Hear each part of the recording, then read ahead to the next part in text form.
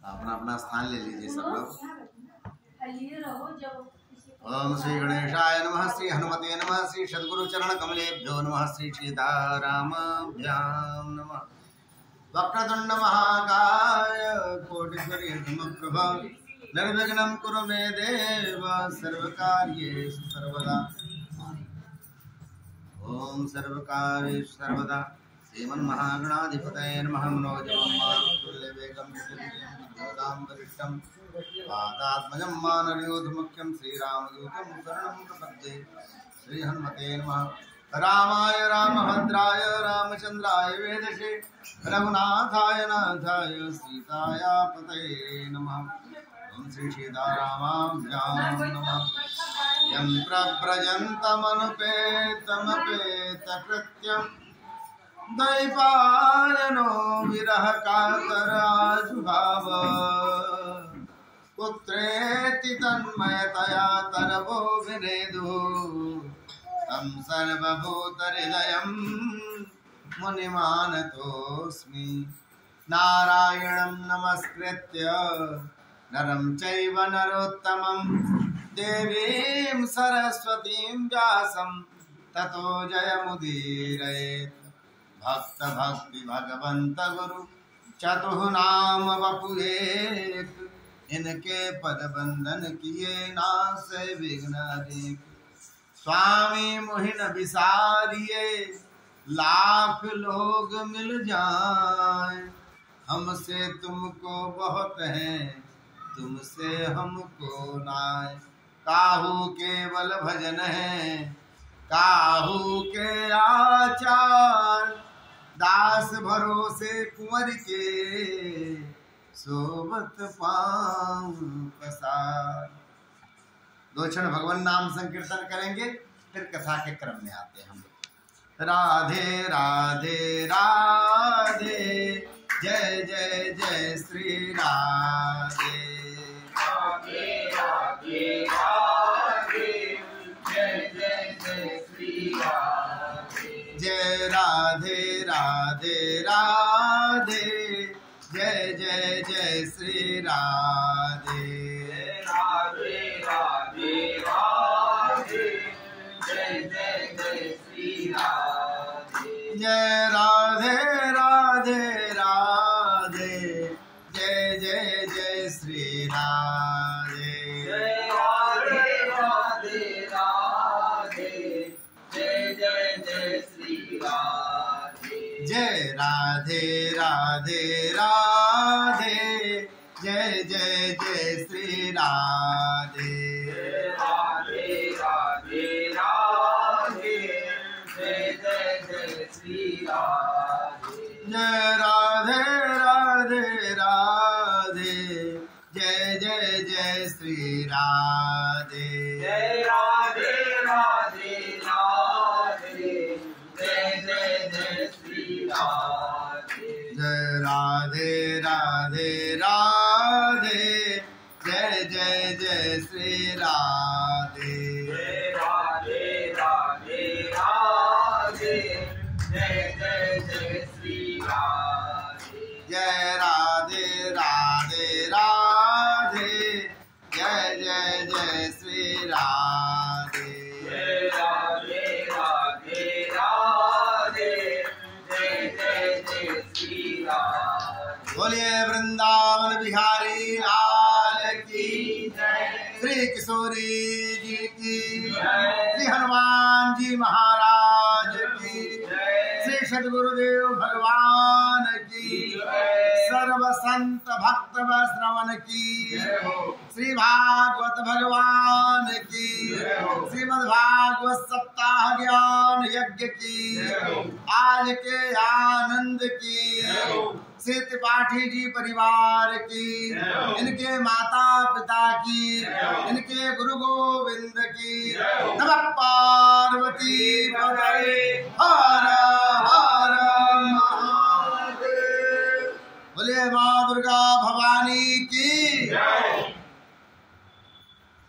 अकारण करुणा वरुणालय भक्तवांछा कल्पतरु तड़ित अभिनंदित पीताम्बरधारी भगवान श्री कृष्ण, उनकी परम प्रिया श्री किशोरी जी की ऐसी मनोकंपा से परम पावन यह दिव्य भागवत सत्संग श्री हमारे जजमान जी श्री सत्य प्रकाश जी त्रिपाठी जी इनके इस आवास में हो रहा है।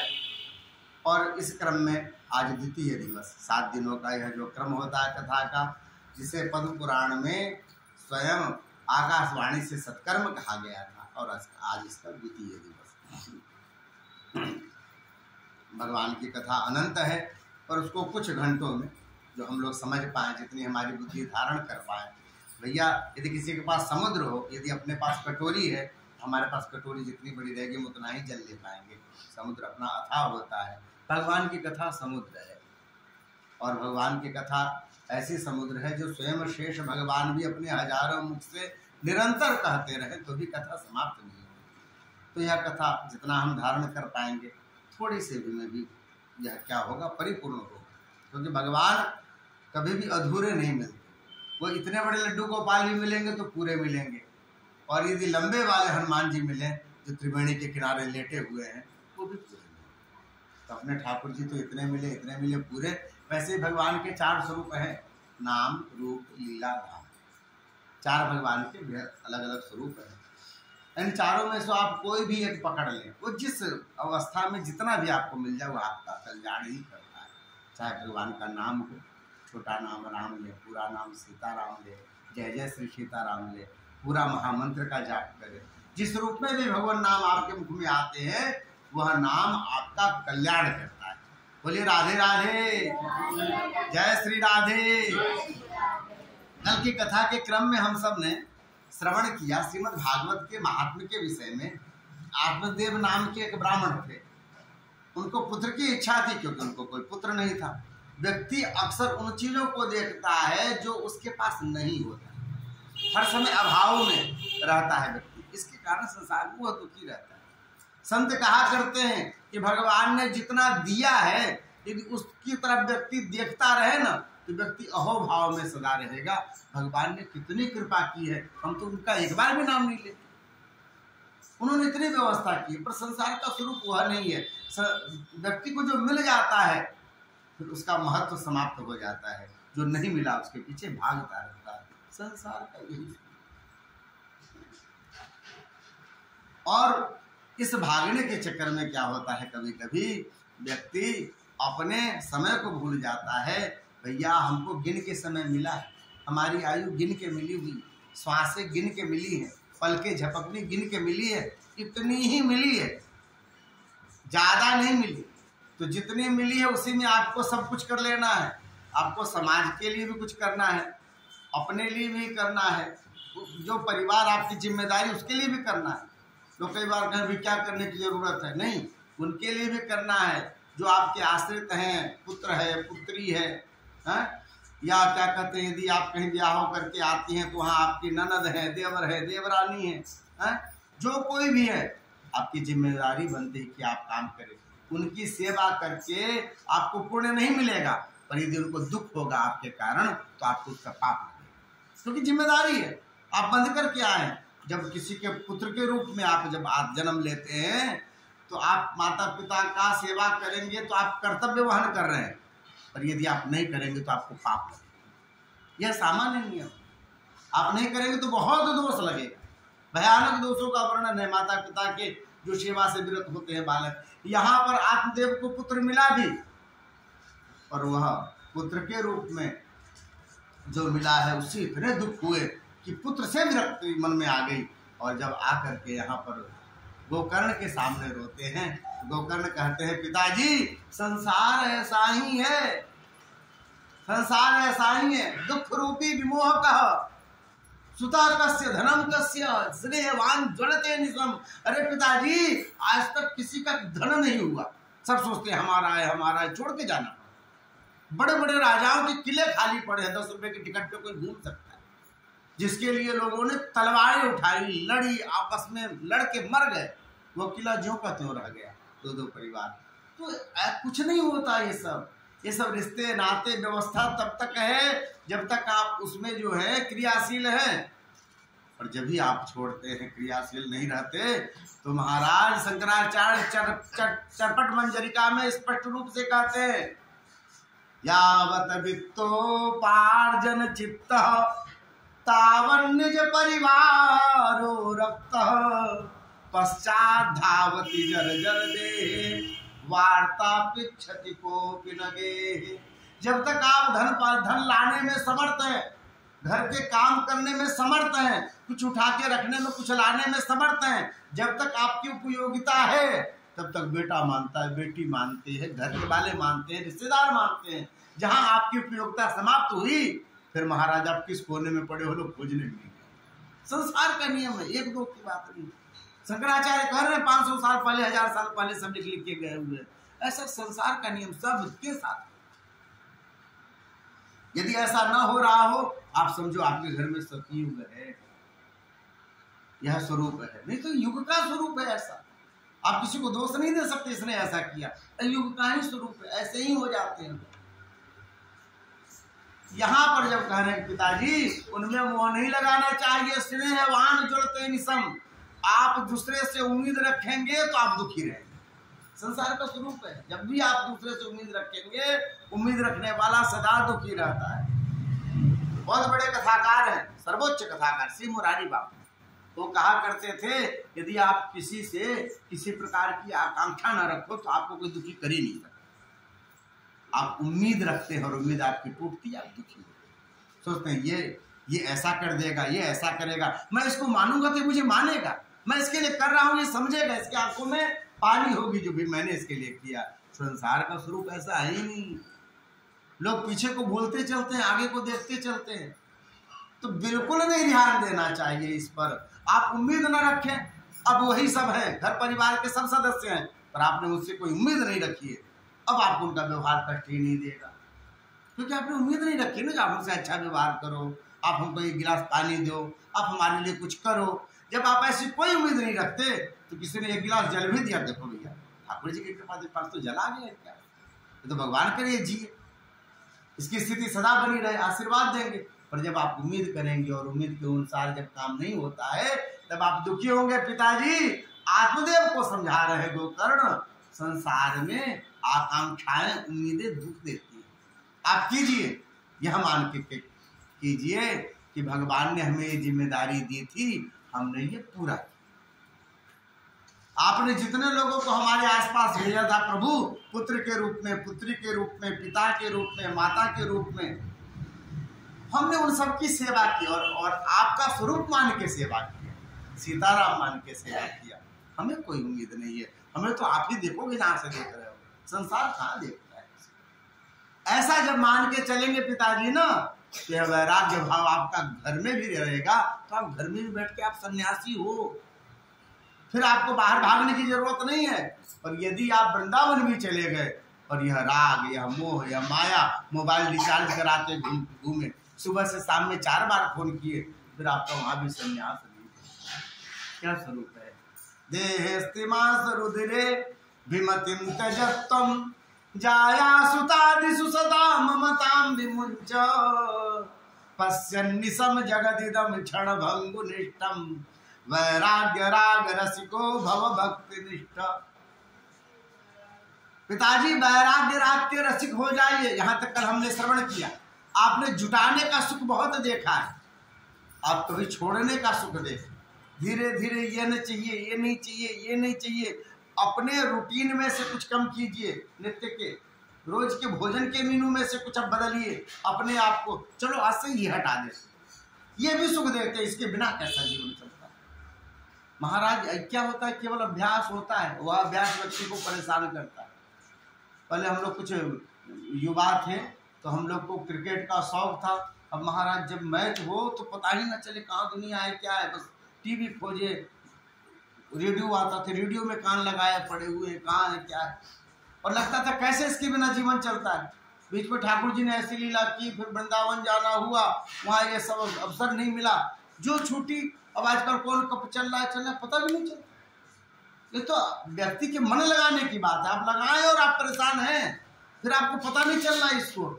लोग रेलवे में जो है खिड़की के बाहर ऐसे रेडियो लगा के रखते थे, बोले बाहर में एंटीना पकड़ता है, तो पता चलेगा क्या चल रहा है इसको, ऐसे। क्योंकि मन लगा के रखा ना, नहीं लगा के रखा तो धीरे धीरे छूटता है तो बिल्कुल पता नहीं चलता, उसकी आवश्यकता ही नहीं थी, उसके बिना कोई काम नहीं रुक रहा था। हम तो ऐसे ही परेशान थे संसार में।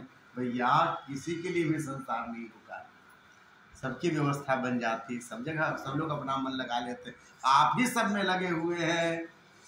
तो वैराग्य राग रसिको भव भक्ति निष्ठा सबको जोड़ के देख लिया।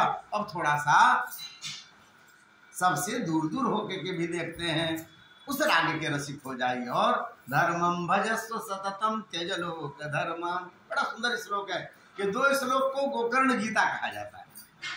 कहते हैं अच्छा ठीक है, देह की अभिमति छोड़ दी, मैं हूँ, मैं इतने बड़े परिवार का हूँ, मेरी ये परंपरा है, आप जानते नहीं हमको, छोड़ दिया। अच्छा अपने पे भी कभी कभी नहीं रहता तो पुत्रों पे रहता है। माता पिताजी लोग का तो चप्पल घिस जाता अपने बच्चों का जीवन बनाने में, हैं धूप बरसात कुछ भी नहीं देखते। तो महाराज उनके लिए मन लगा रहेगा, तो बोले नहीं उनसे भी मन हटा लिए। भाई मानता है तो ठीक, नहीं मानता तो ठीक, ठाकुर जी ने हमने अपनी जिम्मेदारी पूरी की।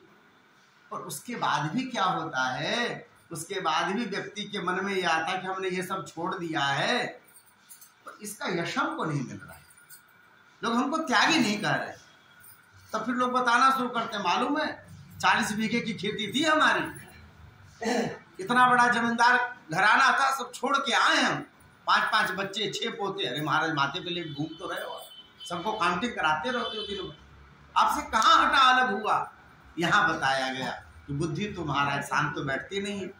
चंचलम ही मना कृष्णा प्रमाथी बलभद्रम, मन तो नहीं मानेगा। फिर वृंदावन में जाके भी आपने सब छोड़ा भी तो फिर क्या करें। धर्मम भजस्व सततम त्यज लोक धर्मान, लोक धर्म मतलब व्यवहार, जिम्मेदारी है, होता है ना। किसी ने कुछ कह दिया तो फिर याद रख के भी उनको भी करना है। ये गृहस्थी में खूब चलता है, लोग याद करके रखते हैं किसका कितना नेग आया था, समय पे फिर उनके यहाँ यही लौटाना है। ये व्यवहार, वहां जाए तो व्यवहार छोड़े। हमारे एक बड़े अच्छे परिचित थे महात्मा चोपड़ा जी, आरएसएस के पहले बड़े अधिकारी रहे थे, बाद में सब छोड़ करके महात्मा हो गए, भजन किया। उनको कई बार डांट खाने को मिलती थी क्योंकि सक्रिय थे सेवा में, उनको प्रतिदिन पेपर पढ़ने की आदत थी। और वृंदावन में भी जाए तो भी सुबह से पहुंच जाया करते थे पेपर पढ़ने के लिए, या पेपर मंगा लिया करें। तो आसपास के जो साधक लोग होते, क्या महाराज आप क्या एक प्रपंच लेके आए, अभ्यास था नित्य। अब राष्ट्रीय में क्या हो रहा है, देश में क्या हो रहा है, विदेश में क्या हो रहा है, राष्ट्रीय अंतर्राष्ट्रीय खबरों को पढ़ने का। तो महाराज वहां जाकर के ये सब व्यवहार भी छोड़ना चाहिए। फिर करें क्या, धर्मम भजस्व, धर्म को भजिए। तो धर्म क्या है, धर्म को क्या समझे, यहाँ धर्म का सीधे से अर्थ समझिए। महाराज वाल्मीकि रामायण में वाल्मीकि जी कहते हैं धर्म क्या है, रामो विग्रहवान धर्म। राम जी का जो स्वरूप है ना, धनुष बाण लेकर के खड़े हैं, वह साक्षात धर्म के स्वरूप है। पद्म पुराण कहता है, पूछते हैं भैया धर्म किसकी शरण में गया, भैया धर्म यह श्रीमद् भागवत का स्वरूप है, साक्षात धर्म। ये जो भागवत है ना, भागवत में प्रवेश कर गया भगवान के चरणों के माध्यम से, और भगवान क्योंकि इसमें प्रवेश कर गए, साक्षात धर्म का प्रारूप है श्रीमद् भागवत। कहने का अर्थ यह है, भागवत को पूजिए, भागवत को समझिए, भागवत जैसा कहता है वैसा रहिए, कीजिए, आप साक्षात भगवत स्वरूप हो जाएंगे। जैसे संत हैं भागवत के अनुसार जीते जीते, लोग कहते हैं महाराज उनकी तो जो बात करते हो जाती, वेद वाक्य, उनकी जुआ में सरस्वती बैठी है। अरे भगवान के स्वरूप हो गए। जैसे भगवान के पास कोई मनोकामना लेके व्यक्ति जाता है, पूरी होती है। ये संत भगवान को भजते भजते ऐसे हो जाते हैं, महाराज जिस पे पीठ पे हाथ फेर दें, जिस पर दृष्टि डाल दें, जो उनके चरणों को छू ले, उसके जीवन में सब काम बनने लग जाते। परम पूज्य राधा बाबा भगवान को भजते भजते भगवत स्वरूप हो गए। इतने लोग उपकृत हैं उनके, अभी भी जब आते हैं कभी कभी, जो बचपन में कभी आए थे, तो बाबा के स्वरूप को देख के आंखें भर भर आती।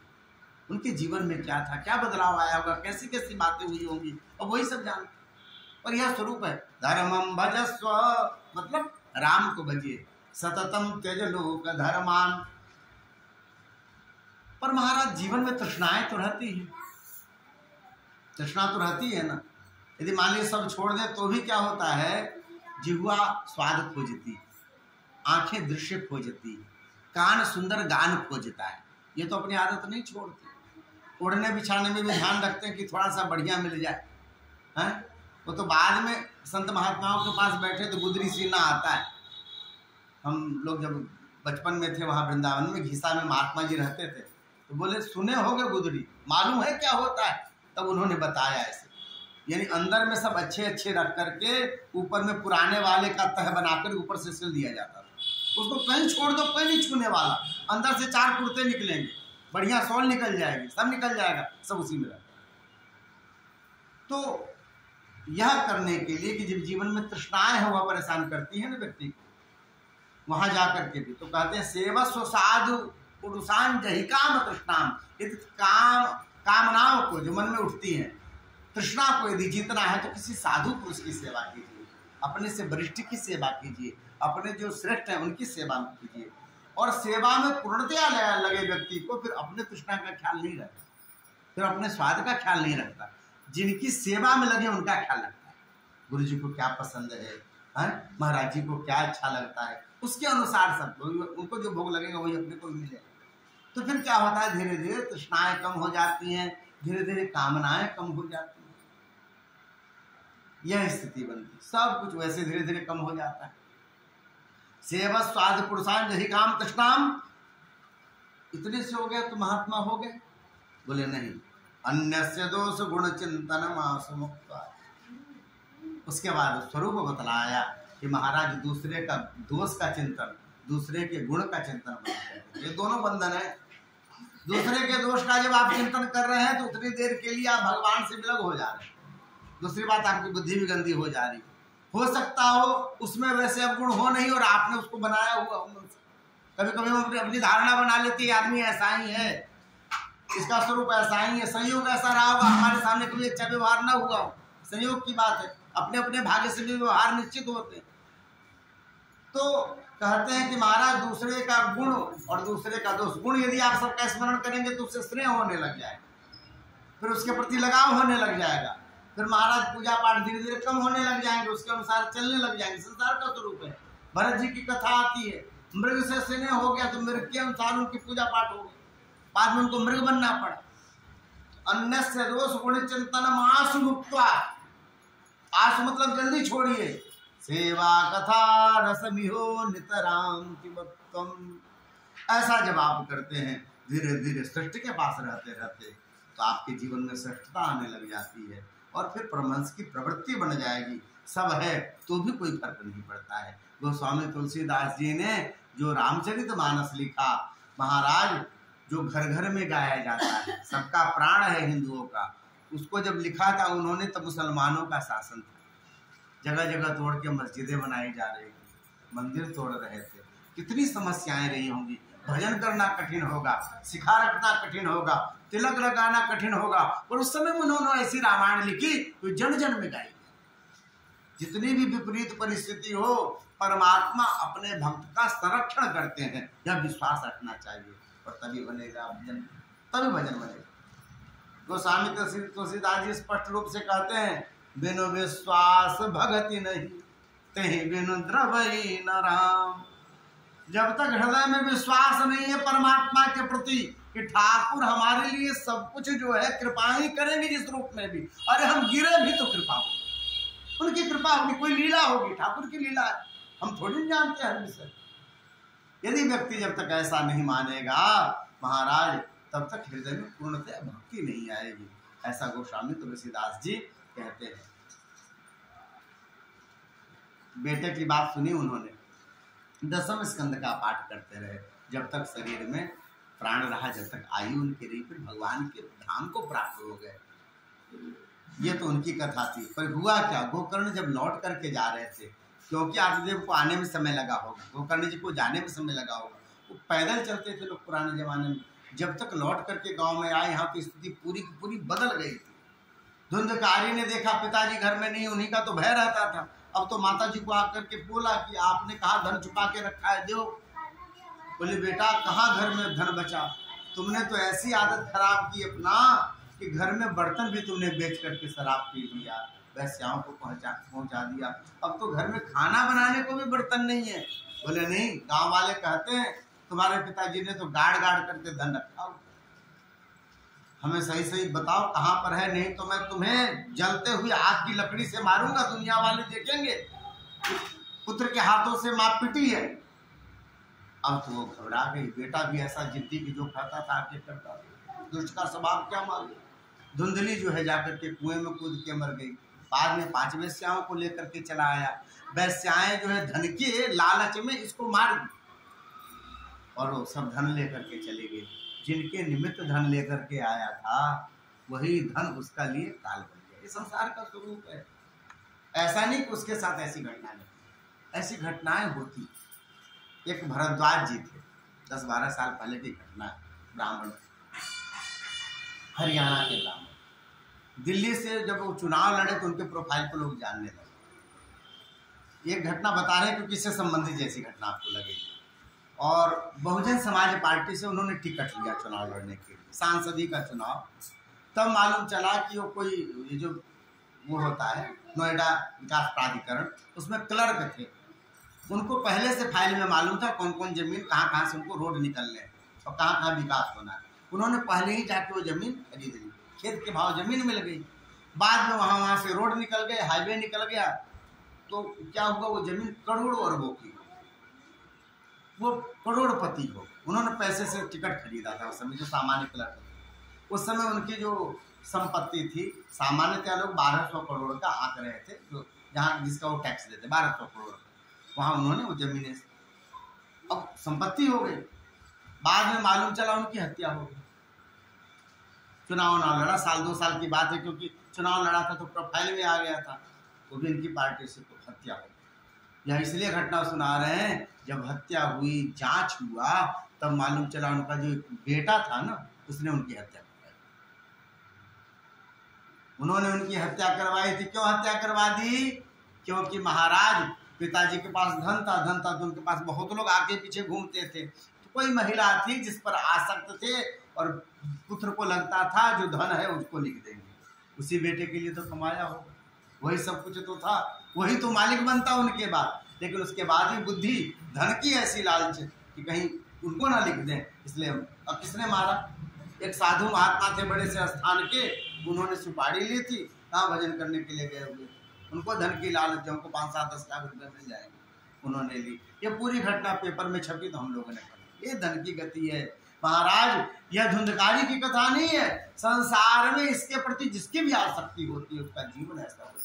उसको क्या सुख मिला होगा? जेल में तो पड़ा होगा। कहाँ से मिला? वही पिता जिसकी संपत्ति मिली। यह संसार का स्वरूप है।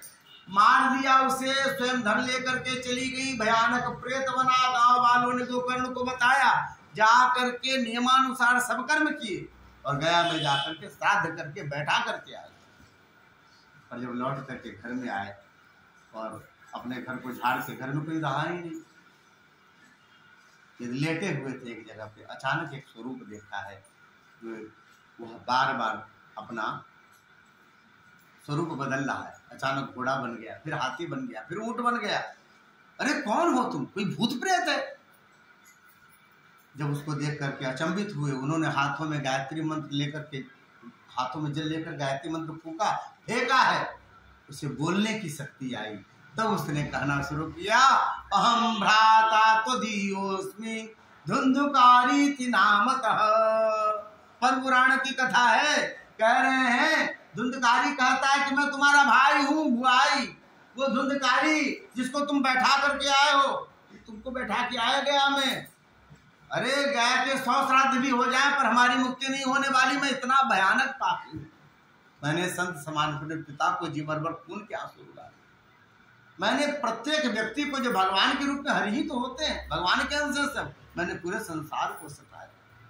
मुझे भयानक प्रेत बनना पड़ा है और मुझे इससे कोई फायदा नहीं हुआ। गया जाने से आप कुछ नहीं हो सकता, मेरा कल्याण नहीं हो सकता, मैं बड़ा कष्ट में, प्रेतत्व शरीर में बड़ा कष्ट में व्यक्ति रहता है, बड़ी स्थिति रहती है। लोग कहते प्रेत भटकते रहते।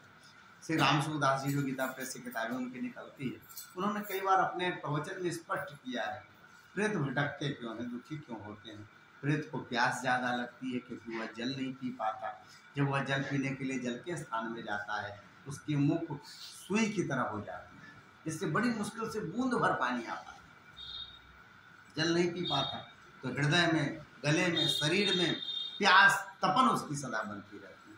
इसके लिए कहते हैं जल दिया जाता है पीपल के नीचे ना, हड़िया में बांध के लोग लटकाते हैं, उनको जल मिले, जो पहले गए हुए लोग हैं, यदि उनमें से कोई बन गया हो तो चला हो इस तरह से, तो उनको जल दिया जाता है। मूल स्वरूप है कि जब ये जल देते हैं वही उनको मिल पाता है, बाकी वो चाहें तो कहीं से पीने में उनको दिक्कत होती है, बड़े कष्ट में रहते हैं।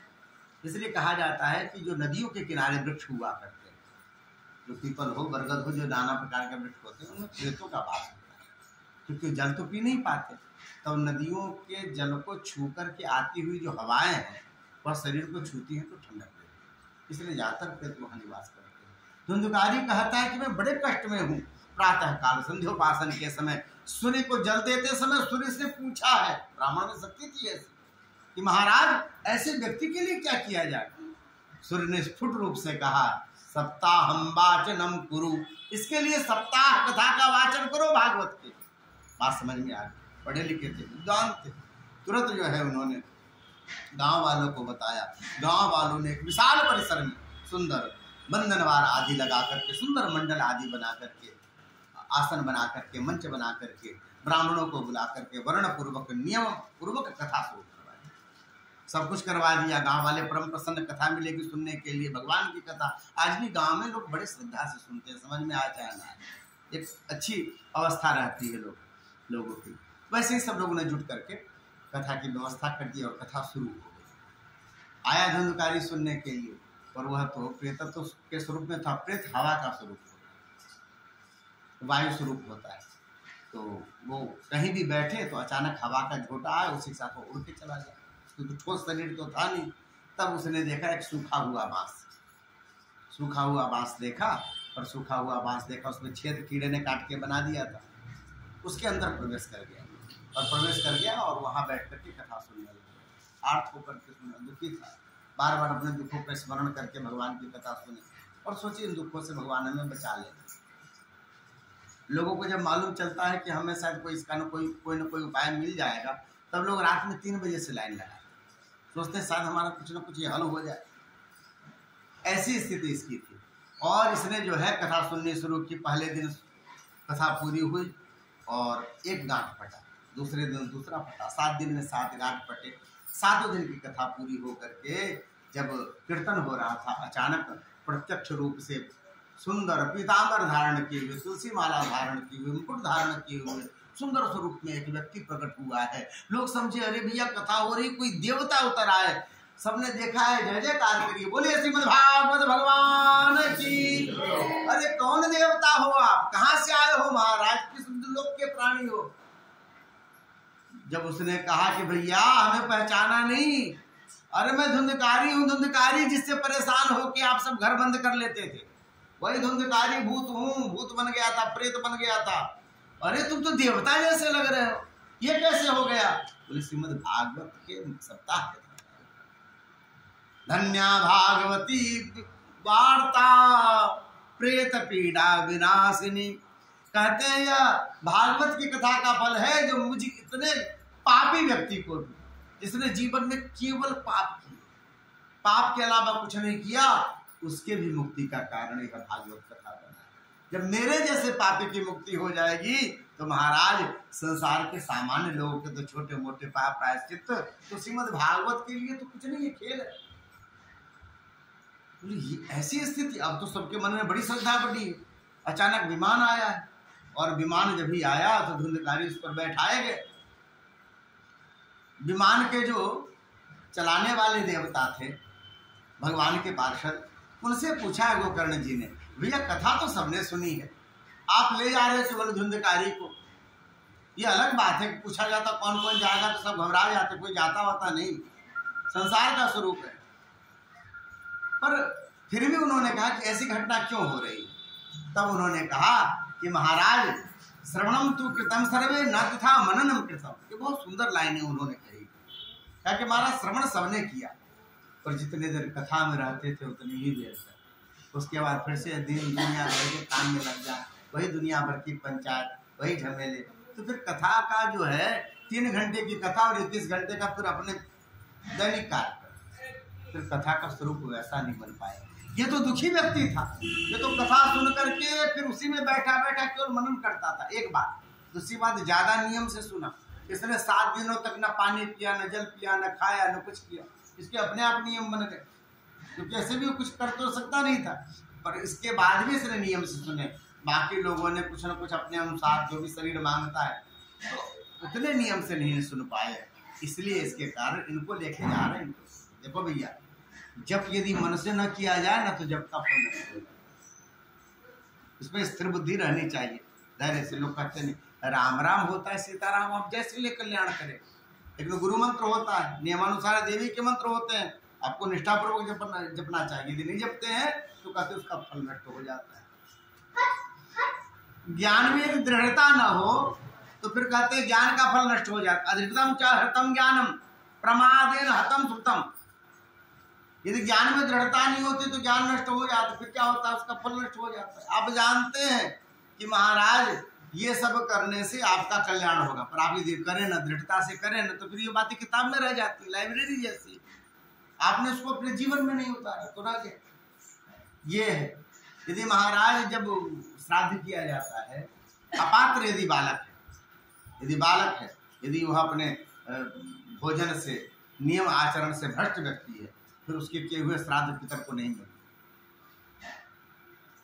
यह नियम होता है। अपात्र जो होता है, यदि जैसे शिखासुत से रहित ब्राह्मण हो और वो कहे कि भाई हम कर रहे हैं और कहे कि क्यों नहीं मिल रहा, इसलिए नहीं मिलता क्योंकि वह अपात्र है, उसके योग्य पात्र नहीं है। उसमें तो रखना चाहिए नियम। आप शब्द उपशब्द होते हैं और उसके अंतर्गत आपके यज्ञोपवीत का क्रम बदलता है, उस समय आपको वो सब चीजें रहनी चाहिए, पर आपने उसी समय लिया, आपने उसके नियम पालन नहीं किए, गायत्री किए नहीं, सूर्यार्घ आप देते नहीं, अचानक आप करने चले श्राद्ध, वो आपको मिलता नहीं। लोग कहते हैं कि ऐसा क्यों, अपात्र के द्वारा। इसी तरह आप जब दान देते हैं तो दान देते समय भी यह ध्यान देना चाहिए कि व्यक्ति नैष्ठिक ब्राह्मण हो, नैष्ठिक ब्राह्मण को दान दे। बहुत लोग परिचितों को सोचते हैं इनसे काम बनेगा, पड़ोसी है, दूसरे किसी काम में आए, इसी हिसाब से भी दान पुण्य करते हैं, व्यवहार बनाते हैं, वो व्यवहार ही है, दान नहीं। दान का तो मूल स्वरूप है कि महाराज जिसकी आजीविका भगवान वेद से चलती है, जिसका काम पौरोहित्य से चलता हो, जो ठाकुर जी के ही सहारे है, जब वह दान आप करते हैं नियमानुसार तो सफल होता है। अब आप कहें हमारे पंडित जी उतने सात्विक नहीं, होता है, लोग कहते हैं। तो मूल स्वरूप यह है कि जो व्यक्ति पौरोहित्य करता होगा ना, वो चाहे अनचाहे उसके जीवन में हमसे ज्यादा धर्म हो। जो पौरोहित्य करता है वो महाराज कुछ करे चाहे नहीं करे, जब जजमान के यहाँ जाएगा, गणेश जी की प्रतिष्ठा कराएगा तो गणेश जी के मंत्र बोलेगा, उसके मुख से मंत्र निकलना, भले जजमान का कल्याण होना, मंत्र तो उसी के मुख से निकलना है, जजमान के लिए भी बोलता है तो भी। और जब अथर्वशीर्ष का पाठ करता है ना, तब अथर्ववेद पढ़ रहा है। जब वह श्री सूक्त का पाठ करता है तो वह ऋग्वेद पढ़ रहा है। जब वह रुद्र सूक्त का पाठ करता है और जब वह पुरुष सूक्त का पाठ करता है तो यजुर्वेद पढ़ रहा है। जब भोले बाबा को गाते हुए, नाच नाच के गा के जैसे ओंकारा, जब भगवान की आरती उतारा है तो वह शाम गा रहा है। तो वह चाहे अनचाहे पौरोहित्य कर्म करने वाला ब्राह्मण हमसे ज्यादा पुण्य पाले, हमसे ज्यादा भगवान की सन्निधि में उसको दान देना चाहिए नियमानुसार, जो इस क्रम में रहते हो जो व्यक्ति। उसके अलावा ज्यादा कुछ न देखें, इसलिए न देखें कि भैया युग के अनुसार हमारी स्थिति, कलयुग के अनुसार हम भी उतने ज्यादा नियम के पक्के नहीं हैं, तो फिर हमारे ब्राह्मण भी तो ऐसे ही होंगे ना, युग के अनुसार होंगे। गीता प्रेस में यह स्पष्ट रूप से लिखा है, युगानुरूप ब्राह्मण होंगे, जैसा युग वैसे ब्राह्मण। उसके अनुसार उनको ही आदर करना चाहिए जो आपके घर में सत्यनारायण कथा कराते हो, जो आपके घर में पूजन करते हो, अभिषेक कराते हो। प्रथम दान लेने का हक उनका ही बनता है, उनको ही देना चाहिए। यह स्वरूप कहा गया कि महाराज अवैष्णवो हतो देश हत साधम अपात्र। अपात्रता के विषय में साध्य का बताया, जिस देश में वैष्णव नहीं रहते कहते वह देश नष्ट हो जाए।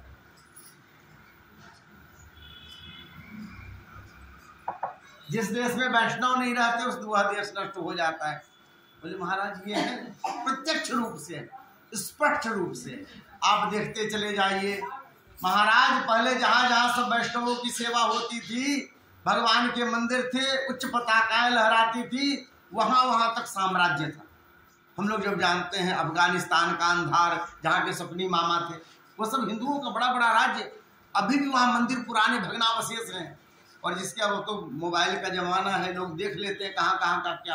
वो पूरा इलाका इतना सुंदर मंदिरों का, जिसको काफिर का मोहल्ला कहते, काफिरों के, यानी उस मंदिर में देवता पूजे आते थे, भगवान पूजे जाते थे, उनको काफिर का मोहल्ला, वहां कोई पूजा नहीं करता। वहां तक इराक ईरान तक वहां तक पूजा होती थी। धीरे धीरे लोगों ने नया धर्म का परिवर्तन हुआ, उसमें लोग शामिल होने लगे, उसमें बड़ा लाभ था। यहाँ तो सुबह में 4 बजे माता पिता नहला देते थे, उसमें नहाने की छूट थी, नहीं नहाना, उसमें पूजा पाठ नहीं करना है, 5 बार बैठे अपना पैर मोड़ करके अपना जो करना है उसको बस कर, इसके बाद आप छुट्टी, फिर आप गला काटो किसी का चलेगा। बोले ये तो बड़ा सुविधा वाला बात है, यहाँ तो जिहुआ के हिसाब से आप किसी का गला काट सकते। इसमें लोग परिवर्तन होने लग गए और होने लग गए धीरे धीरे उनके प्रभाव में आकर के, जो उसमें धर्माचरण करने वाले ब्राह्मण थे, धर्माचरण करने वाले अन्य लोग थे, फिर जब उनके बीच में अपने आप को सोचे कि भाई हमको तो ये छूना नहीं पसंद करते, फिर इनको भगाओ, इनको रहने मत दो, हम ही रहेंगे, ऐसा विचार करके खाली कर दिया। अफगानिस्तान में अब तक हिंदू थे, सामान्य स्थिति तक भी, अभी भी वहां से भागने में बहुत सारे हिंदू परिवार आए हैं, जहाँ मंदिर था, जहाँ गुरुद्वारे थे, मार कुछ ही स्थिति उसकी हल्की फुल्की इसलिए बची थी। जहां उन्होंने साफ करना शुरू किया, फिर क्या हुआ, आज स्थिति आप देख लीजिए, वो सब देश ऐसे हैं जहां कोई रहने को तैयार नहीं है, उनको भागने का मौका मिले पर लोग कहीं उनको शरण नहीं देते। जब फिलिस्तीन का झगड़ा हुआ है, वहां के विषय में पढ़ा तो छोटे से 41 किलोमीटर की एरिया में, जिसको गाजा पट्टी कहते हैं, जहाँ किसी की सरकार नहीं, आतंकवादियों की सरकार है, मूल फिलिस्तीनी की सरकार वहां काम नहीं करती है, और वहां पर 41 लाख जनसंख्या निवास करती है, जिसमें एक भी हिंदू नहीं। आपस में बताते हैं दुनिया का नरक है, जहां नहीं रहेंगे, जहां वैष्णवों का आदर नहीं रहेगा, कहते हैं वह देश नष्ट हो जाएगा। उन लोगों ने भगा दिया पहले जो ये सब से, अब धीरे धीरे वो देश, चाहे पाकिस्तान हो, चाहे अफगानिस्तान हो, लिबिया हो, धीरे धीरे देखिए कि जहां से इन्होंने मंदिरों को हटाया, पूजा पाठ करने वाले ने ब्राह्मणों को हटाया, वह देश धीरे धीरे नष्ट प्राय, जहां जहां इनका संख्या ज्यादा होता चला जाता है, ये जो हिंदू धर्मावलंबी हैं, जो भगवान को मानने वाले, उनको कम। अच्छा, जिन्होंने ऐसा नहीं किया, जो इसका आदर करते हैं, जिनको लगता है भी इनके रहने से ठीक है, हमें कोई दिक्कत नहीं है, वो क्षेत्र धीरे धीरे उन्नति कर रहा है। जैसे दुबई में अब धीरे धीरे खूब अपने गोरखपुर के ब्राह्मण सब लाइन लगा के रहते हो नवरात्र में। अभी पहले सबने टिकट बनाई होगी, 200-400-500 सब पहुंचे होंगे वहां, और नवरात्र पर खूब कमाएंगे, और फिर वहां से आएंगे, खूब पूजा पाठ होता है, घर घर में कराते, गुजराती लोग हैं खूब कराते, मुसलमान नहीं कराएगा, पर पूजा पाठ खूब होता है। आपको बड़ी संख्या में वहाँ ब्राह्मण मिलेंगे। वहाँ जो पहुंचे हुए वो लोग कहते हैं महाराज यहाँ तो बड़ा चकाचक, तो कुछ नहीं है, टूरिस्ट वीजा में आए हुए हैं, कमा के चले जाएंगे, बस अभी से लेके दिवाली तक में अच्छा कमा लेंगे, फिर साल भर बैठेंगे यहाँ, ऐसी स्थिति। तो बड़ी संख्या में होता है, तो क्षेत्र भी उन्नति कर रहा है, सुनते बड़ा नाम है, बहुत पैसे है वहाँ। ऐसे ही आप देखें अमेरिका में बड़ी पूछ है, वहाँ बड़े बड़े मंदिर बनने लग गए, वहाँ राधे कृष्ण के भक्त होने लग गए, तो अमेरिका को बड़ा संपन्न माना जाता है, बड़ा मजबूत है। ब्रिटिश को मजबूत माना जाता है। रूस में कहते हैं कि महाराज बड़ा ताकतवर है, मालूम चला वहाँ 300 मंदिर वहां पर, ये जो इस्कॉन वालों ने बनाए हैं, जगह जगह भगवान का भजन होता है, कीर्तन होता है, उसका असर पड़ता है। तो जहां जहां वैष्णवों का आदर है, वह देश महाराज उन्नति करता है, वह क्षेत्र उन्नति करता है। यदि एक भी वैष्णव नहीं रहेगा तो वह क्षेत्र नष्ट हो जाएगा। शास्त्र पुराण कहते हैं जिस गांव में एक भी भगवान को मानने वाला है, बैठ करके माला टिकता रहे, राम राम राम करे, एक भी यदि कहते हैं पतिव्रता स्त्री है, उसके पातिव्रत्य के प्रभाव से और इसके भजन के प्रभाव से वह गांव कभी नष्ट नहीं हो सकता। यह स्वरूप है भजन का, इतना बड़ा प्रभाव है। तो कहते बाबा जी क्या करते हैं, दिन में बैठ के माला तो फेरते हैं, बेकार का जीवन है। महाराज उनके माला फेरने से क्या जाने हम लोग सब लोग जीवित हो, हमारी सांसें आ रही हो, ऑक्सीजन आ रहा हो, क्या जाने हमको अन्न की प्राप्ति हो रही, नहीं तो देश वही, व्यवस्था वही, सब कुछ तो है, बगल में भुखमरी पड़ी है, स्थिति वहां पे खराब है, लोग एक दूसरे को मार के खाने के चक्कर में लगे हैं। श्रीलंका में देखिए 250-750 रुपए के एक पाव दूध मिलने लग गया था। स्थिति जहां जहां इनका अनादर करने लग गए, ये तमिल के रूप में बहुत सारे लोग थे, मंदिरों में पूजा करते थे, सिंगलों ने उनके ऊपर अत्याचार किया, धीरे धीरे उनको सोचा कि इनको हटा देंगे, हम सुखी हो जाएंगे। स्थिति ये हो गई, उनकी यहाँ भुखमरी आ गई। जहां जहां वैष्णवों का, मंदिरों का अनादर हुआ, वहां वहां स्थिति बिगड़ गई है महाराज। संतों की कृपा से, उनके भजन के प्रभाव से कोई यदि नियमानुसार पति पुत्र इनका सेवा करती ही माता जी, उन माता जी के उस सेवा के प्रभाव से कहते पूरा मोहल्ला सुख से रह पाता है, उनके कारोबार में उन्नति होती है। लोगों को लगता है हमने तो किया है। इसके पीछे बहुत सारे कारण होते हैं। जब हमारे जीवन में उन्नति होती है और हम स्वस्थ रहते हैं, अच्छे रहते हैं। समझाया, धुंधकारी को लेकर के गए, गांव वालों को बात समझ में आई, सबने कहा गोकर्ण जी एक बार और कथा। अब हम समझ गए इन्होंने कथा कैसे सुननी। अब उन्होंने दोबारा कथा का आयोजन किया और फिर नियमानुसार अपना जो भी गाय गोरू भैंस आदि था बच्चों को सौंप करके आए, खेत आदि सब बच्चों को सौंप के आए। बोले 7 दिन हमको डिस्टर्ब मत करना, कुछ पूछने मत आना, तुम ही मालिक हो, पिताजी रहे नहीं ऐसा समझ जाओ, नहीं तो तुम हमको परेशान करोगे। हम कथा सुनने जा रहे हैं। घर से विदा लेकर के सब लोग आए हैं, पंडाल में ही सबका जमावड़ा हुआ है, वहीं पे महाराज कथा होती है। कथा के बाद कीर्तन होता है, उसके बाद जो भी ठाकुर जी की कृपा से व्यवस्था बन जाती है वह पा लेते हैं। रात्रि जागरण होता है। जब आप नियमानुसार कम पाएं और यदि फलाहार पाएं, सात्विक भोजन का, देखेंगे आपकी नींद कम होने लग जाए। इस नवरात्र के व्रत के क्रम में बहुत लोग 12 बजे तक और 8-9 बजे तक सोने वाले सब, वो सब भी ब्राह्मण को उठने लग जाते हैं। उसके कारण दूसरे बताएंगे हमारे भूख लगी रहती, कहाँ नींद आएगी, पर ऐसा होता नहीं। मूल स्वरूप यही है, जब आप सात्विक रहने लग जाते हैं तो देह आपका हल्का होगा, फिर आपको नींद ज़्यादा नहीं सताएगी। अब गर्दन तक चावल दाल पापड़ ऊपर से डाल के खाएंगे तो ऐसे भी नींद आनी, वो तो कथा में आके सोते हैं। लेकिन ऐसे सामान्यतः यदि आप नियमानुसार रहें, तो कल कथा का क्रम चला है, बहुत कम लोग सोए क्योंकि कल सबने व्रत किया हुआ है। अब कल से पता चलेगा किसने क्या क्या पाया हुआ है उनके हिलने के अनुसार। तो यह मूल स्वरूप है। 7 दिनों तक सबने नियमानुसार कथा सुनी और 7 दिनों की कथा सुनने के बाद जब कथा पूरी हुई ना, तो कहते हैं कीर्तन होना शुरू हुआ। कीर्तन के बीच में भगवान प्रकट हो गए साक्षात। बोलिए श्री लक्ष्मी नारायण भगवान की। साक्षात परमात्मा प्रकट हुए हैं। विमान आया है, सब गांव वालों को जो कथा सुन रहे थे सबको बैठा लिया गया। बोले महाराज ये घटना ऐसी हुई, अरे दूसरी बार हुई, एक बार पहले हुई थी जब भगवान राम जो है जब अयोध्या से गए तो अपने साथ पूरे अयोध्या वासियों को लेकर के गए थे।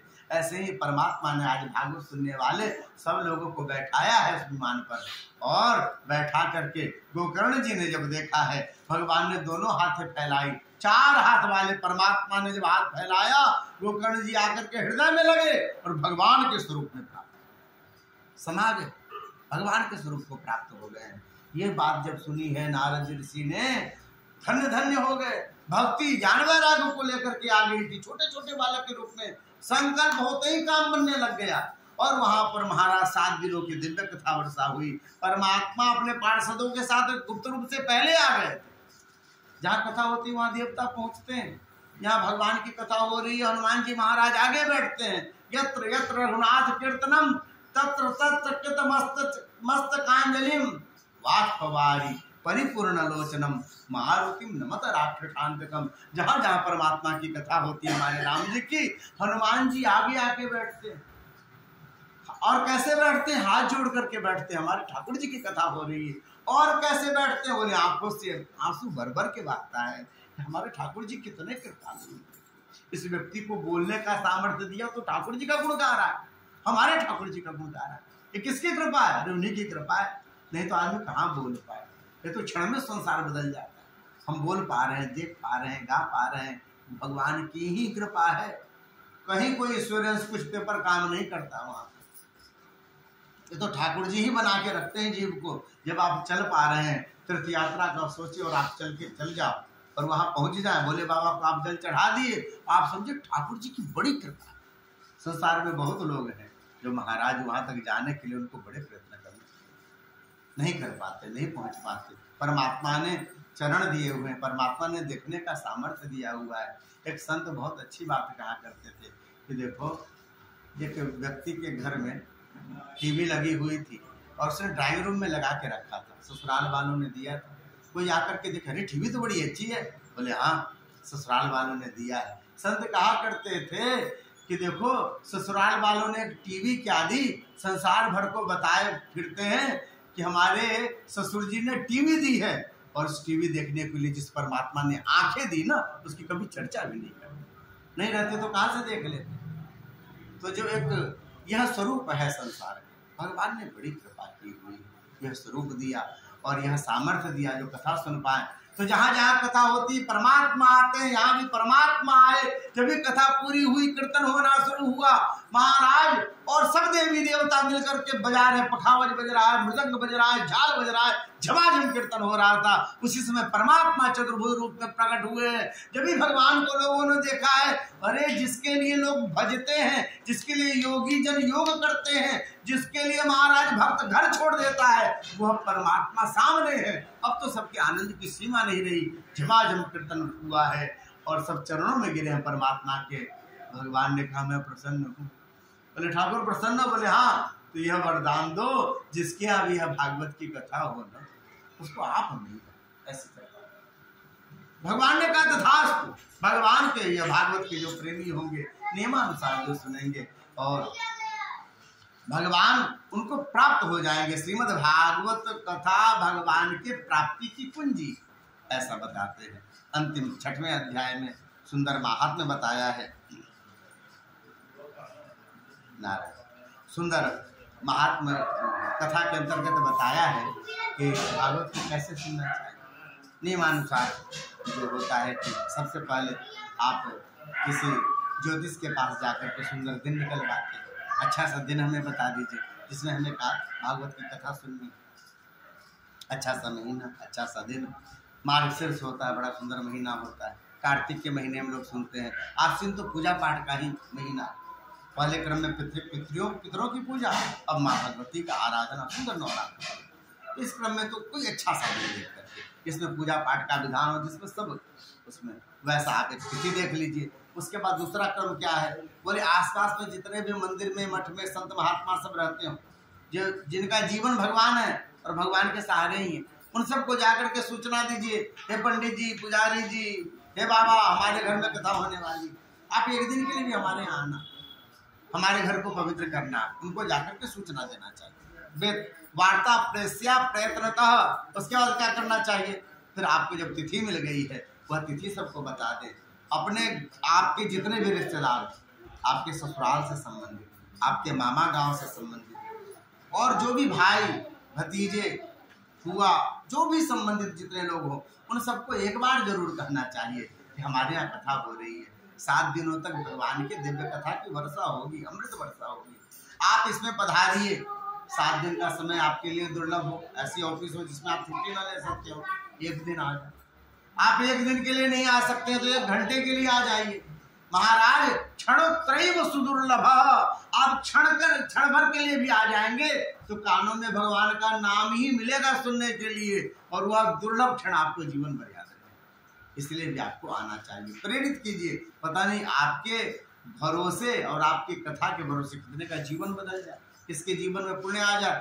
क्योंकि जीवन में ये बात सबको मालूम है कि जीवन में कभी भी जितनी दिक्कतें होती हैं, परेशानियां होती हैं, कष्ट होती हैं, किसके कारण होता है? पाप के कारण। जीवन में जितनी उन्नतियां होती हैं, जीवन में जितनी अच्छी चीजें होती, किसके कारण होती? पुण्य के कारण, है ना, सामान्य बात। भगवान की कथा से बड़ा पुण्य नहीं। तो यह जब भी भगवान की कथा कानों में जाएगी, उस व्यक्ति के पाप कटेंगे। जब भी पाप कटेंगे तो उसके जीवन में उन्नति होगी, निश्चित है। पापों के कारण तो उन्नति प्रभावित होती है ना, और यदि जब कट जाएंगे तो धीरे धीरे उन्नत होने लग जाएगा। इसलिए प्रयास करके ऐसा उनको बुलाना चाहिए, किसी न किसी बहाने आए और सब जो है इस कथा में शामिल। महाराज श्रोताओं और वक्ता का नियम बताया। वक्ता के लिए नियम बताया कि महाराज पहला तो यह नियम रखे, यदि सप्ताह कथा सुनते हो तो ब्राह्मण से सुनिए। आजकल तो चातुर्वर्णों में लोग कथा करने लग गए और बड़ा बढ़िया कथा कहते हैं। तो इधर हमसे कथा लोगों ने बुक की, हमसे बात की, यादव शरीर था उनका, और उन्होंने बात की और बाद में हमने तिथि उनको दे दिया। बाद में कहे महाराज हमारे यहाँ बिटिया की शादी भी है और लोग बता रहे हैं कि यदि ऐसी तिथि ले ले जिसमें शादी और ये भागवत दोनों साथ में हो जाए। तो हम बताए कि भैया हमने अगली तिथि किसी को दे दी है, हम नहीं कर सकते, आप इसी तिथि में सुन लीजिए। 2-4 दिन बाद आपका काम हो जाएगा, हो जाएगा, पर कथा आप नियम से सुन पाएंगे। उन्होंने कहा नहीं महाराज, हम उससे मिलती हुई तिथि जिसके पास बच्चे होगी मुझसे कथा सुनी। तो चले गए। बाद में उन्होंने कथा सुनी और लोगों ने बताया, एक ठो आए थे, उन्हीं की जाति के थे, कथा सुनाते थे, वो बिरहा सुनाते थे, बिरहा खड़े होकर कथा करते थे, खटखट बजा कर, हाँ बजा कर, वैसी कथा उनके यहाँ हुई, वो भी ठीक था उनके लिए।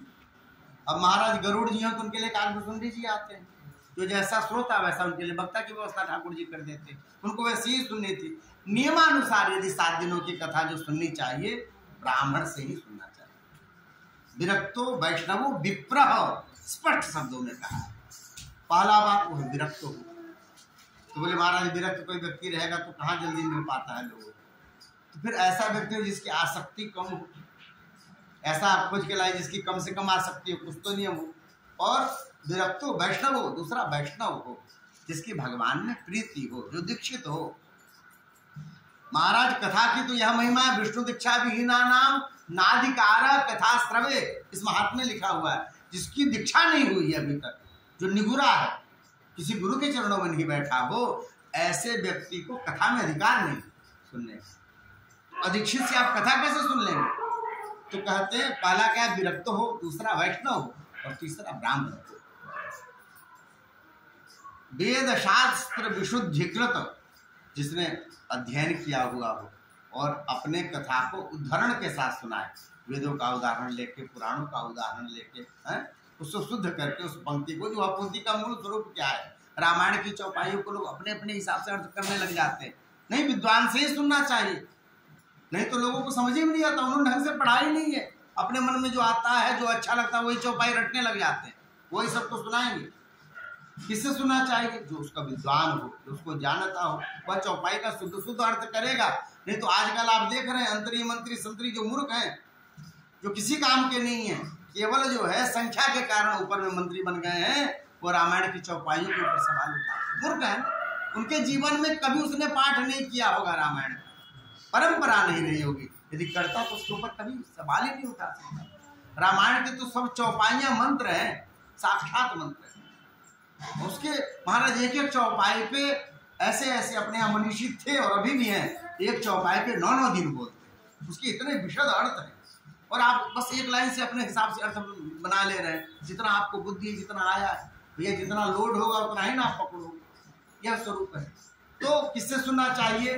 ब्राह्मण से सुनना चाहिए। कैसे ब्राह्मण से सुनना चाहिए?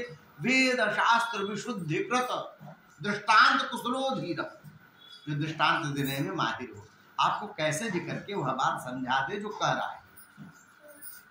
वक्ता कार्योति निष्प्रिय, ऐसे व्यक्ति को वक्ता बनाना चाहिए जो निष्प्रिय हो, ठीक है, जिसकी स्प्रिया सब में ना लगी हो। अब मालूम है कि कथा कह रहे हैं और फिर बाद में जोड़े, भैया यहाँ तो रुपया नहीं चढ़ रहा है, अब लो, अच्छा महाराज यहाँ 12 ठो केला चढ़ा था, 10 ठो दिख रहा है, 2 ठो कौन ले गया।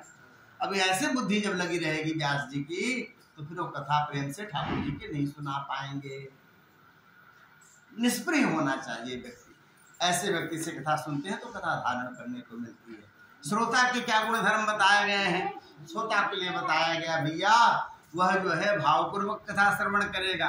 यदि उसको क्षौर आदि कराने हैं तो वह कथा से पहले कर ले या फिर कथा के बाद करे।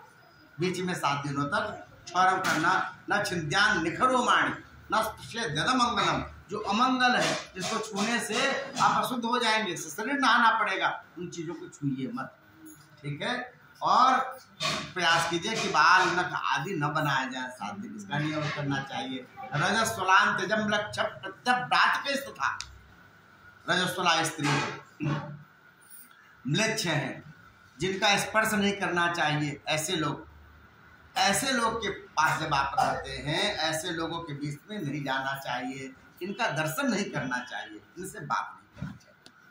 पतित व्रात पेशता था, पतित मतलब जो गिरे हुए हैं, गिरे होने का अर्थ जो महाराज जानते हैं और उसके अनुसार आचरण नहीं करते। अगर हमने बहुत रामायण पढ़ी महाराज, क्या आप बताओगे हमको?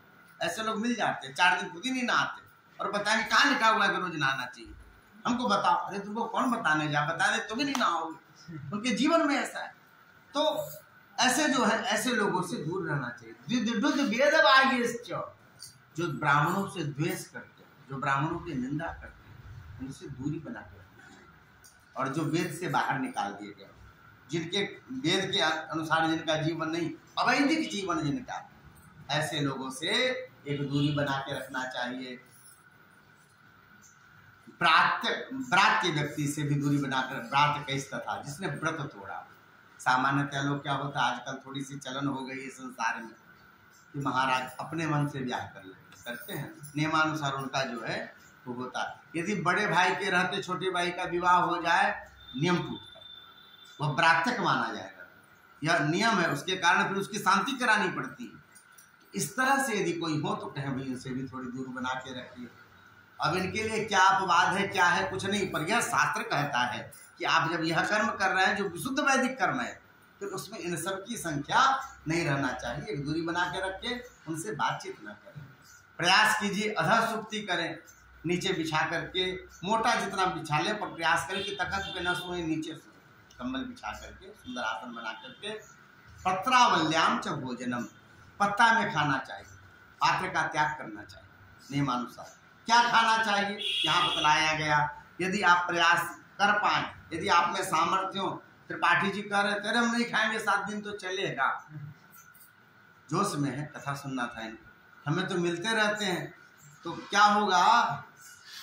अब इनको लगता होगा इन्होंने पहले व्रत भी किया है तो संभाल सकते हैं अपने आप को, पर सामान्यतः नियम ये है कि 7 दिनों तक चाहे तो अनाहार रह करके सुने।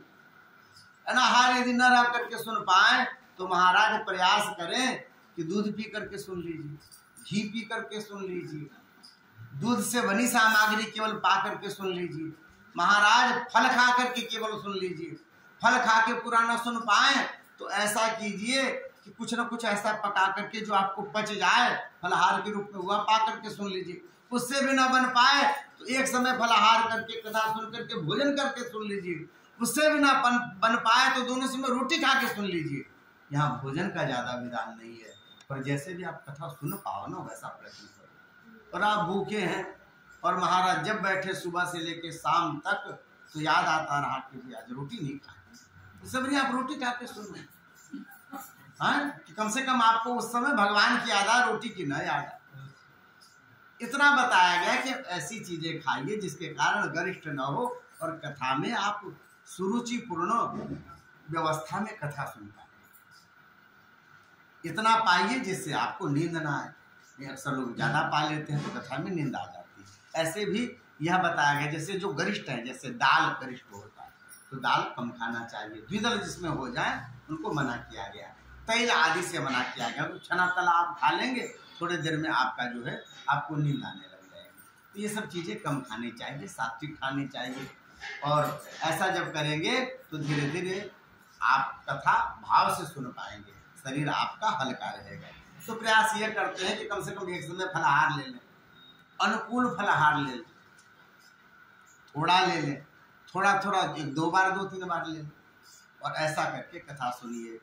तब जब सुनेंगे तो हो पाएगा, नहीं सुनेंगे तो फिर तो आप भात खा करके आएंगे।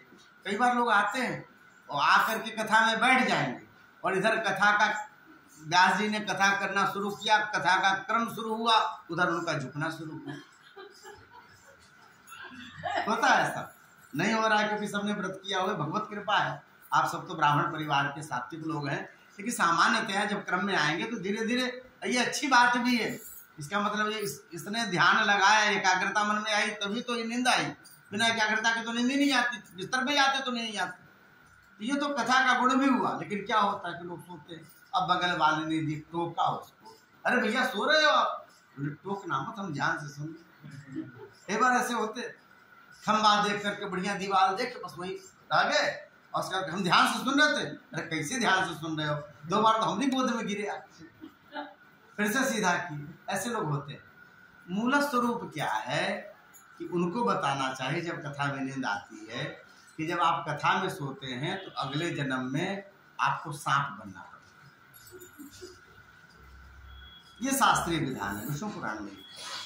कथा के बीच में जो सोता है उसको अगले जन्म में सांप बनना पड़ता है। सांप 6-6 महीने सोते हैं, सब बिल के अंदर रहते हैं, ठंडे में, गर्मी में निकलते हैं, अंदर ही पड़े रहेंगे। अजगर करे न चाके की, पंछी करे न काम, ना तो बड़ा लंबा सोते होंगे शायद, इसलिए उसका उनका उदाहरण दिया होगा। अगले जन्म में सांप बनना पड़ता है। मजा तो तब आता जब बगल वाला, और यदि आप बगल में बैठे हैं और आपने यदि उनको नहीं जगाया तो कहते हैं अगले जन्म में उनको मदारी बनना पड़ता है, तो सांप लेके घूमो। हाँ, तो लोग कहेंगे भैया तुम भले सो, हमें क्यों मदारी बन के घुमा रहे हो? हाँ, सांप लेके सबको दिखाते फिरते हैं। यह स्वरूप है, कहा जाता है वैसे सामान्यतः हास्य है, लेकिन ये सब शास्त्रीय है। इसलिए सात्विक रीति से सुनिए, नियमानुसार सुनिए। यदि आप कथा भाव से सुनना चाहते हैं तो शाम के पाने का प्रोग्राम रखिए, दिन का कम कम पाने का प्रोग्राम रखिए। इससे क्या होगा कि नींद कम आएगी, कथा भाव से सुन पाएंगे। 7 दिनों की कथा श्रवण का विधान है। जैसा आपने देखा है कि महाराज पंचदेव की प्रतिष्ठा होती है, वेदियां बनती हैं, सर्वतोभद्र मंडल आदि की अवस्था आपने देखी जो नियमानुसार है। चतुर्वेद कलश बैठाए जाते हैं, यह सब होता है।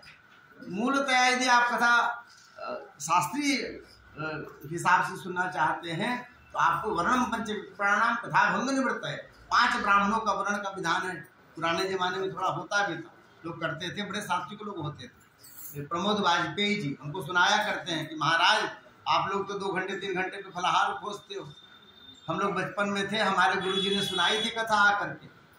वो सुबह से 6 बजे से बैठते थे पाठ करने के लिए, 12 बजे तक एक आसन में बैठ के करते थे, और उसके बाद फिर दूध पीते थे। उनका जो लोटा था 1 लीटर होगा, उतना दूध पीते थे, फिर बैठते थे, फिर शाम तक बांधते थे जब तक सूर्यास्त।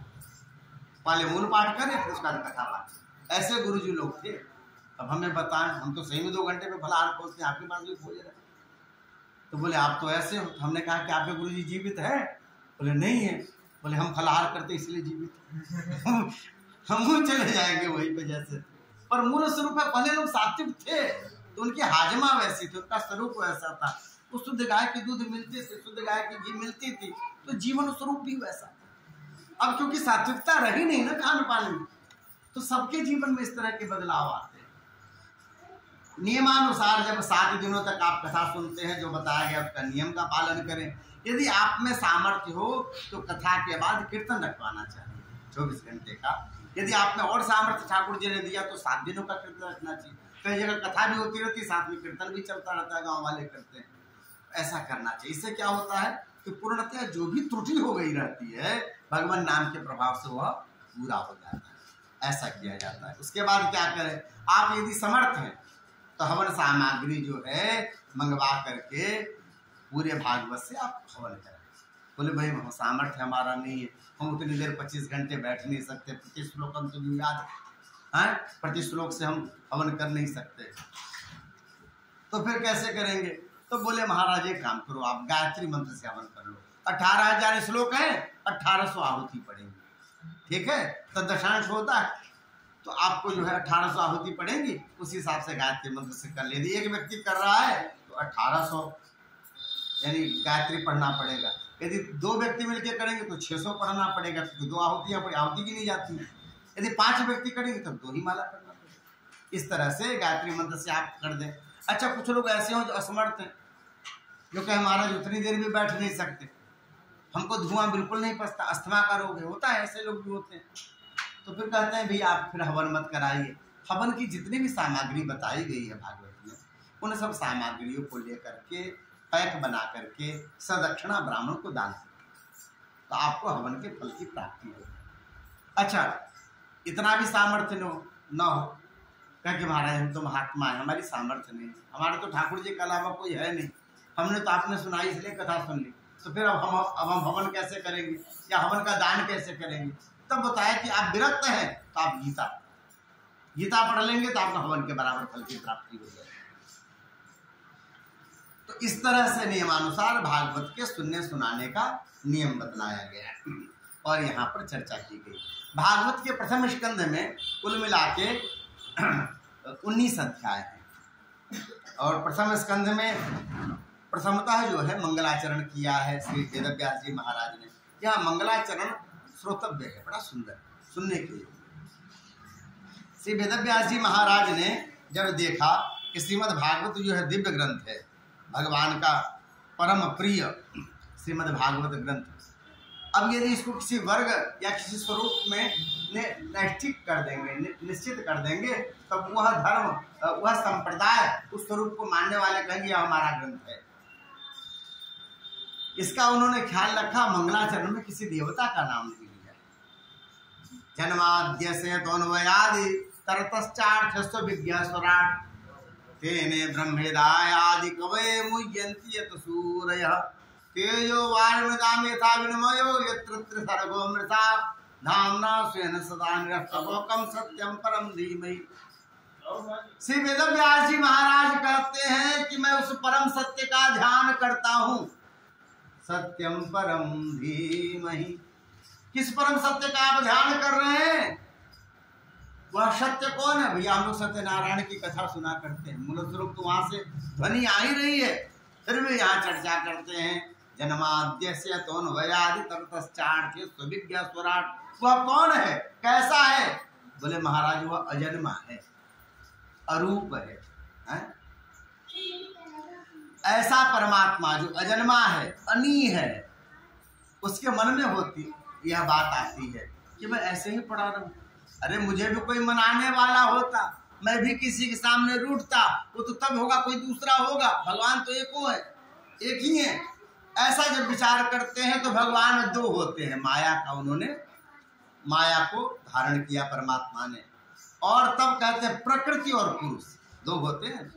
तो प्रकृति को धारण किया परमात्मा मैंने, अब धीरे धीरे वह साकार स्वरूप में आया और उनके मन में आया कि महाराज हमारी भी कोई लीला हो तो जो अजन्मा है उनका जन्म होता है, तस्य जन्मादि भवति, उनका जन्म होता है और फिर उसका जन्म का उत्सव होता है। हम सब मिलकर बधाई गाते हैं। आज रामनवमी है, आज जन्माष्टमी है, उनकी बधाई गाई जाती है।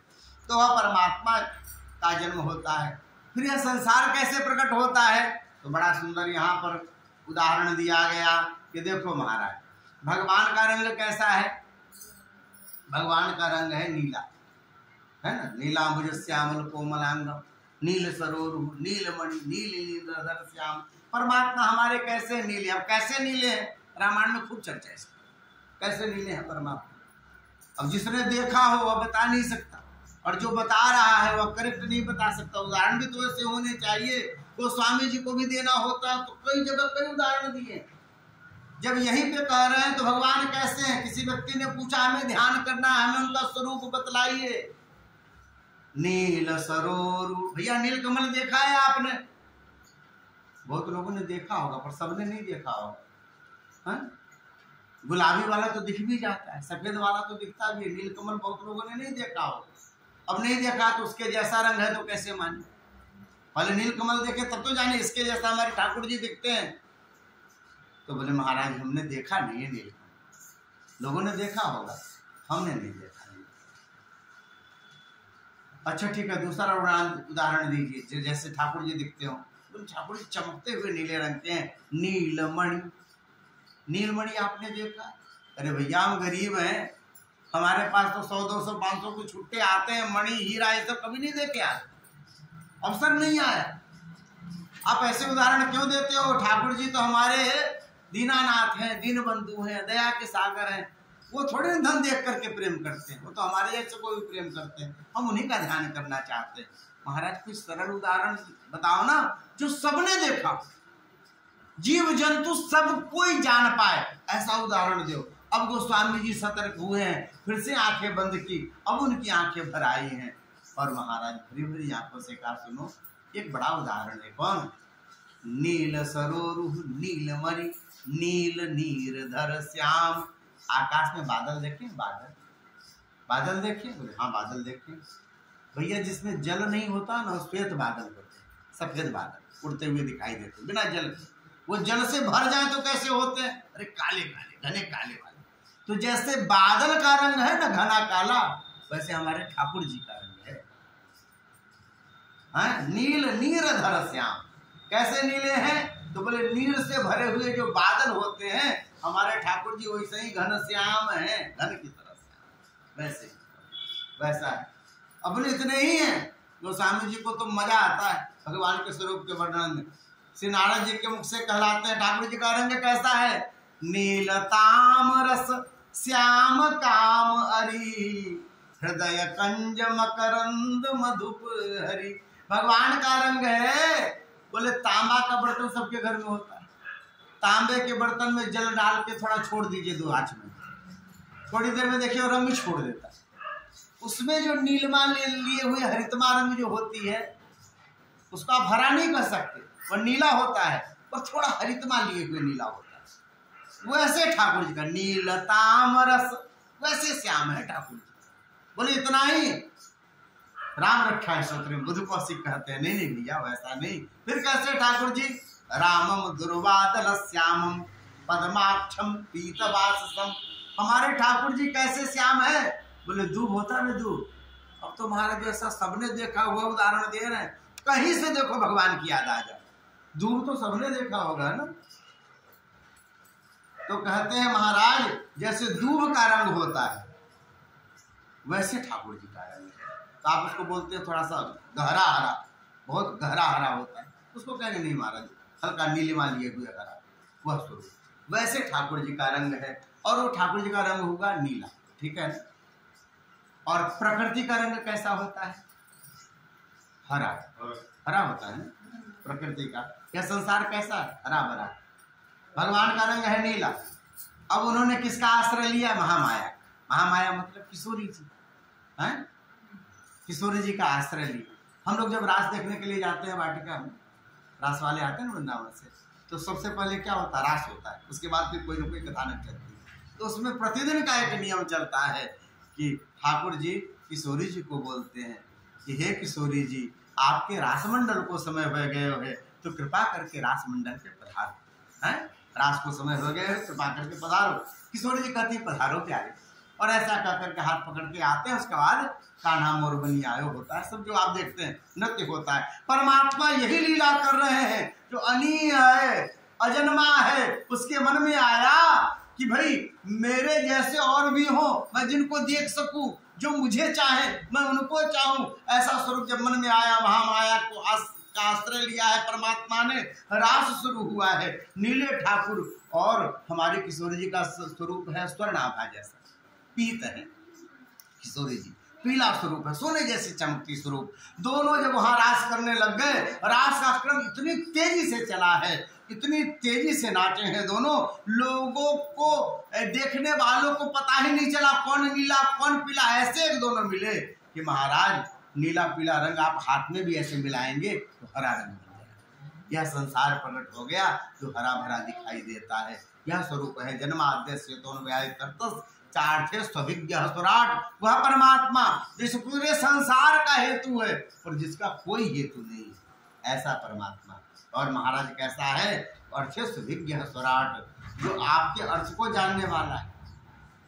व्यक्ति परमात्मा को नहीं जान पाता, पर हर व्यक्ति को भगवान जानते हैं कि हमारा बनाया हुआ है। माता जी के चाहे कितने भी बच्चे हों, हर बच्चे को पहचानती है, हर बच्चे का गुण दोष स्वभाव स्वाद जानती है, जानती छुटका क्या खाता है, बड़कों को क्या अच्छा लगता है। जिसने जन्म दिया है वह पहचानता है प्रत्येक के गुण अवगुण और स्वरूप को, उसके स्वभाव को।